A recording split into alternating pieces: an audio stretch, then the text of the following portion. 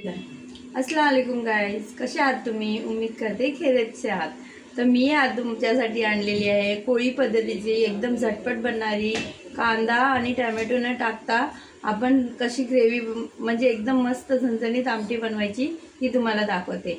चला, आणि त्याच्यात एक सिक्रेट इन्ग्रेडियंट टाकणार, ते सुद्धा मी तुम्हाला मध्ये दाखवणार की कशी ती म्हणजे ग्रेव्ही आपली कांदा खोबरं नाही टाकता कशी थिक होते ती मी तुम्हाला दाखवते. चला मग दाखवते. तर मित्रांनो, आज आपण बनवणार आहोत मांदेलीचं सार कोळी पद्धतीचं. तर हे बघा, हे मी मांदेली घेतलेली, ह्याला मस्त साफ करून आणि स्वच्छ धुवून घेतलेली आहेत. आणि इथे आपण 3 हिरव्या मिरच्या, कढीपत्ते, थोडंसं कोथिंबीर आणि एक कांदी लसणाची त्याला चेचून घेतलेलं आहे. आणि इथे बघा चिंचेचं कोळ आणि आपल्याला मसाले लागतील ते स्वादानुसार नमक, हे मसाला आपल्याला जितकं तिखट हवं तितकं, आणि हे अर्धा चम्मच हळदी पावडर. आणि ह्याच्यामध्ये मी तुम्हाला सांगितलेलं ना सिक्रेट इन्ग्रेडियंट, ते हे आहे तांदळाचं पीठ. ह्याच्याने आपली ग्रेव्ही आहे ना एकदम थिक होऊन जाते आणि मस्त लागते. तर चला आपण बनवूया. तर इथे मी गॅसवरती एक कढाई ठेवलेली आहे. गॅसचा फ्लेम ऑन केला आहे. मस्त कढाई तापली की आपण ह्याच्यात तेल टाकूया. तर इथे आपली कढई तापलेली आहे. आता आपण याच्यात 1 चमचा तेल टाकूया. त्याला आपल्याला जितकं तेल हवं त्या हिशोबाने टाकूया, जास्त तेलसुद्धा नाही टाकायचं. तर इथे आपलं तेलसुद्धा तापले, तर आपण याच्यात हा लसूण टाकूया, कढीपत्ते. लसणाचा चांगला वास निघून जाईपर्यंत आपण लसणाला चांगलं भाजून घेऊया.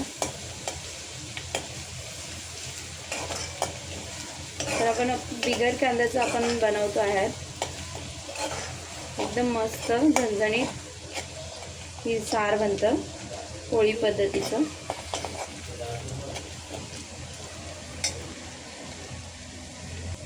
तर इथे आपल्या लसणाचा कच्चा पण निघून गेला आहे. आता आपण हे मसाले ॲड करूया.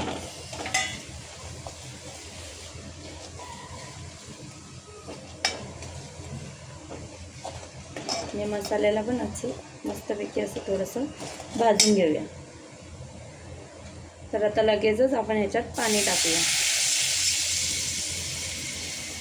1 ग्लास पाणी मी टाकलेलं आहे याच्यामध्ये.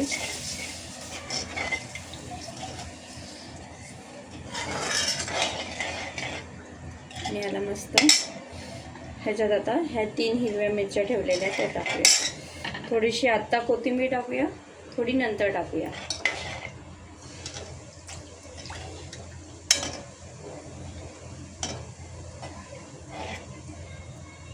म्हणजे आपण चिंचेचं कोळ केलेलं ना, ते सुद्धा टाकून घेऊया.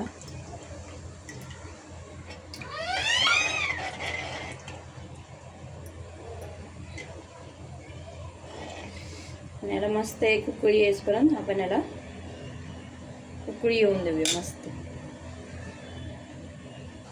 तर इथे बघा आपल्या आमटीला मस्त उकळी आलेली आहे, बघू शकता तुम्ही. आता ह्याच्यात जे आपण तांदळाच्या पिठाचा घोल बनवून ठेवला आहे तो टाकूया.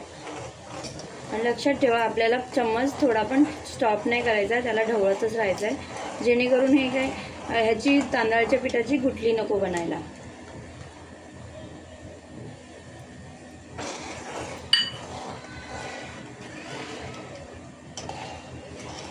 तर ह्याला सुद्धा चांगली कढ येईपर्यंत, उकळी येईपर्यंत आपण याला मस्त उकळी येऊन देऊया.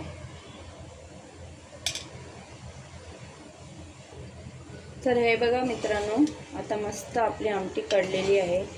तर बघा कशी थिक पण झाले, पहिल्यासारखी पातळ पण नाही आहे. हे बघा, अजून थोडा 2 मिनटं ह्याला शिजून देऊया. ही रेसिपी आहे ना झटपट बनणारी आहे मित्रांनो. हे बघा कशी मस्त रसरशीत झालेली आहे ना.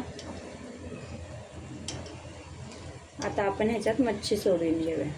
थोडंसं 2 मिनटं अजून शिजायला हवं.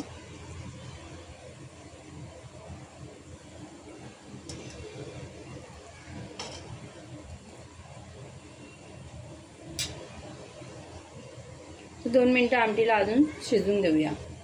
तर इथे बघा आपले 2 मिनटं झाली शिजून. आता आपण ह्याच्यात मच्छी सोडून घेऊया.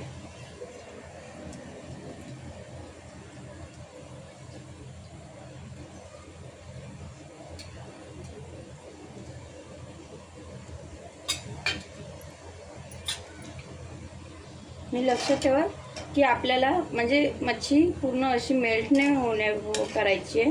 त्याला लक्षात ठेवा की असं हलकं हलकं हलवायचं, जेणेकरून काय ना आपली मच्छी अख्खीच राहणार. तर यालासुद्धा चांगल्यापैकी कढईपर्यंत शिजून घेऊया. थोडीशी राहिलेली कोथिंबीर पण टाकून घेऊया. तर हे बघा गाईस, हे आपलं सार तयार झालेलं आहे. बघा एक चम्मच तेल टाकलं तरीसुद्धा किती तेल सुटलं ह्याला, आहे की नाही.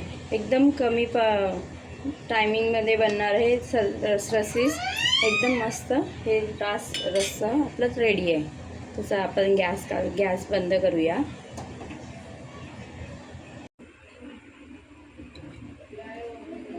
तर हे आपली रसरशीत मांदेलीची आमटी बनवून रेडी आहे. ही तुम्ही भाताबरोबर पण खाऊ शकता, नाहीतर चपाती बरोबर पण खाऊ शकता. तर मित्रांनो, ही जर माझी रेसिपी तुम्हाला आवडत असेल तर लाईक, शेअर, सबस्क्राईब जरूर करा आणि बेल आयकॉन दाबायला विसरू नका.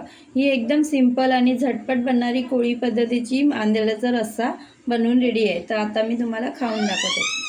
हे बघा किती मस्त, आणि आपलं एकही मांदेलं तुटलेलं नाही आहे. पण हे भाताबरोबर पण खाऊ शकतो, नाहीतर चपातीबरोबर पण खाऊ शकतो. एक नंबर आहे गाईज. तुम्ही पण ही रेसिपी ट्राय करा आणि मला कमेंट बॉक्समध्ये नक्की सांगा ही तुम्हाला कशी आवडली.